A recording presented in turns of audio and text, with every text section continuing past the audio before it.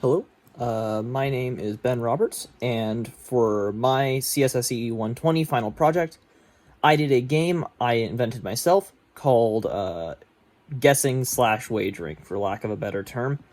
My goals through this project were to, one, do something with a random number generator in Python.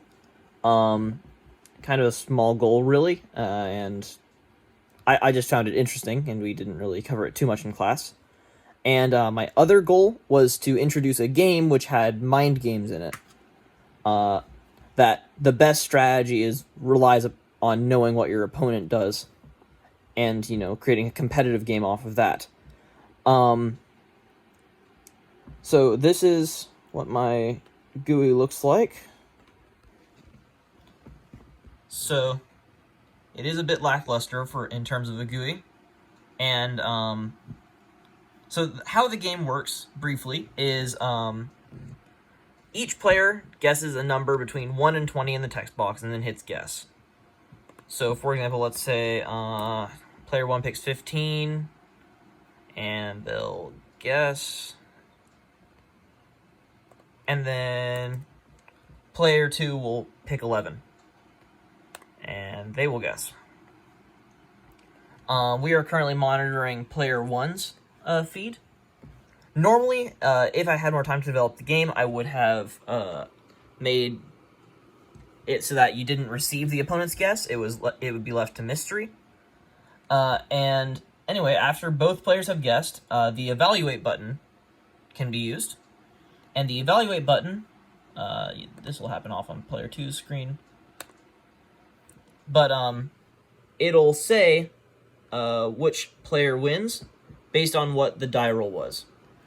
In truth, I did not have time to implement the die roll mechanic, but for the sake of this demonstration, we will use 12 as the demonstration.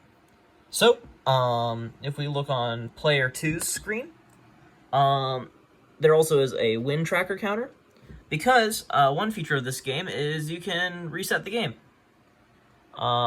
It gives a prompt of whether a player has restarted or not, and then you can start again. So let's say we want player 1 to win this time. Well, let's say they pick 1, and player 2 picks 20. So player 2 guesses, they guess, then you both evaluate, and there you go.